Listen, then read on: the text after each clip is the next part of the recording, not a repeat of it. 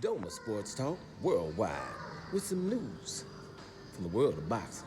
So y'all know what time it is. You ain't in a rush to get concussed. Now I'm here. I'm gonna make this quick. You're gonna hear a little noise in the background. You know what I'm saying? I'm waiting for my latte macchiato. You know what I'm saying? So I'm gonna make this quick. Hey, listen. I want to just tell y'all, check in. You know what I'm saying? Because I'm out of town. I'm chilling, get my feet up. You know what I'm saying? Recovering. But here's the deal. We are missing a lot of stuff in boxing. From our great boxing champions that we have, especially American champions, we're missing it, right? We're missing the boat. Now, I'm going to say a lot more about this, but I'm talking about people like Devin Haney, who's a legend. We're kind of missing what he's done for us, and becoming undisputed as a young guy, going after a Lomachenko who, we know was awesome, for a young 20-year-old guy to be coming after him, calling him Lomachenko, wanting to fight, wanting to fight the hard paper, wanting to fight Teofimo Lopez, who people herald as be good, going to beat the guy who beat Teofimo Lopez in his home country of Australia, continent, basically. So, those are the things that we, and all he's getting is, it's kind of negative press, right? Typical black person. Deontay Wilder, somebody who didn't learn how to fight till late, coming in, taking the hard fights, winning the hard fights, giving us highlight reel knockouts and stuff like that. Anybody, or going back to Kelvin Price and the way knocking him out. Thanks a lot. Knocking out Kelvin Price was big. This guy was 6'7", about 14-0.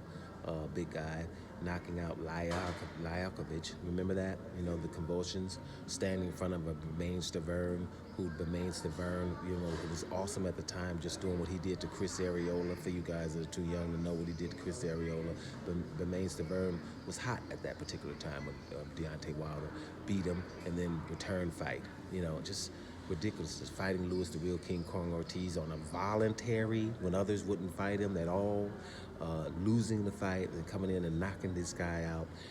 Just a lot of highlight reel knockouts.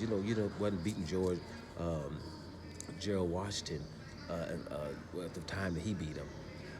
Fighting with one arm against a Chris Arreola, with just a jab that we said he didn't have. And all this being lighter than those guys. This is just something we just ignored as a hero. And running after Anthony Joshua. Well, we have him at least on tape wanting to fight Anthony Joshua, going to his fights. We never seen that coming back from Anthony Joshua. This is when the people thought Anthony Joshua was all that in a bag of chips. At least doing it, getting Tyson Fury off the couch, knocking him down and beating him in the first fight, knocking him down twice and at least chasing after him.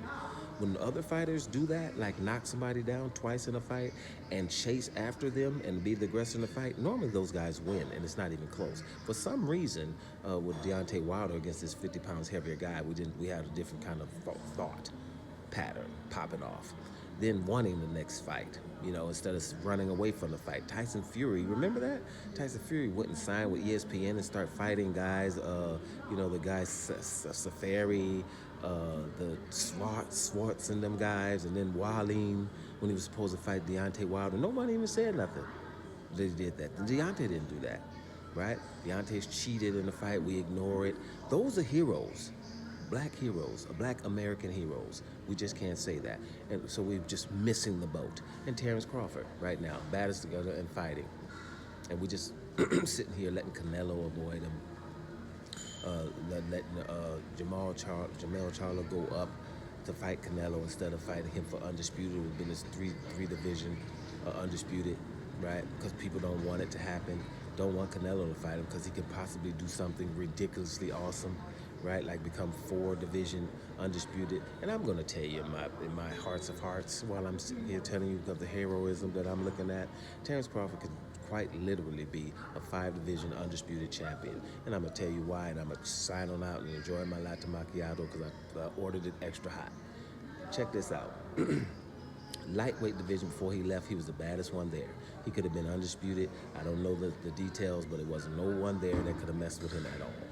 He was undisputed at the junior welterweight division, beating my boy Julius Ndungo.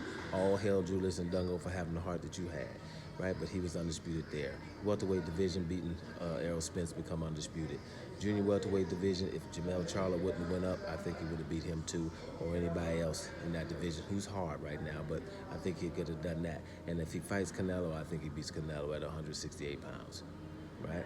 Now Yanabek, that's a hard fight right there. Messing around with Yanabek at 160 pounds. That's a hard fight. I think that's the hardest one. I think that's harder than Canelo. But I think if he went up to fight Canelo at 168, I think he can outbox Canelo. And it would be barely because that weight would slow him down and tire him out more than normal. But I think he could outpoint Canelo if they would give him the fight. I don't think he knocks Canelo out. I don't think anybody does that except Beterbiev maybe or Bivol in a rematch. But other than that, I don't see anybody knocking Canelo out, but I do think he can outpoint Canelo. I think he's a better boxer, but I think it would be close because of the extra pounds, right? And because of the fact he's going to get fatigued, and towards the end, Canelo might come on in that fight, but I still have Terence Crawford. That would mean a 5-division undisputed champion, and that's how he would do it. Would he be able to go to 168 and beat the other powerhouses there that were there, like a David Morrell or a David Benavidez? No, but Canelo's ass would be grass. So that's how I'm seeing a 5-division undisputed guy if we would have let him and got the hell out of the way. These are heroes, and we're ignoring them because they look a little bit like me. Not really, they look better than I do, but you know what I'm trying to say here. They have the same paint job. So we're ignoring it, and that's how America rolls. Guys, you're witnessing greatness. Let it happen. Understand that you're witnessing greatness. Devin Haney's a legend, in my opinion, and it was all that old Brian Garcia stuff, whatever, guys. That's ridiculous, you know. That's ridiculous. Deontay Wilder, his career, and the more you say he don't know how to fight, and he don't throw his punches right.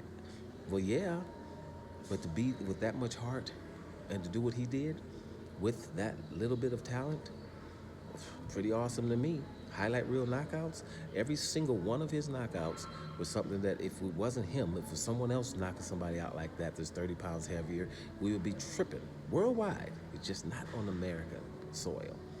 And Terence Crawford, we don't even have to talk about that. We've been watching greatness since he beat Bryce Prescott. Anyway, I wanted to let y'all know I'm enjoying my latte.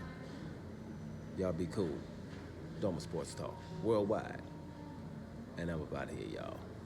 Witness the greatness.